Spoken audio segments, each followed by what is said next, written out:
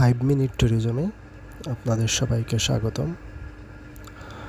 আজ আপনাদের জানাবো কিভাবে মালয়েশিয়া ভিসা নিতে হয়, অর্থাৎ মালয়েশিয়া ভিসার জন্য কী কী ডকুমেন্টস লাগবে সেগুলো।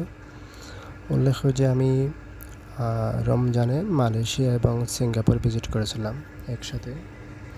তো আমার কী কী ডকুমেন্টস লাগছে, কীভাবে ভিজিট করেছি, কোথায় থাকছি, কত টাকা খরচ হয়েছে, বিস্তারিত ধাপে ধাপে আপনাদের জানাবো।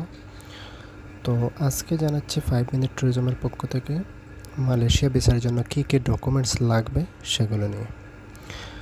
প্রথমত লাগবে পাসপোর্ট 6 মাসের মেয়াদ সহ, ফটো লাগবে 35x50 মিমি সাইজের 2টি রঙিন ছবি, ব্যাংক স্টেটমেন্ট 6 মাসের,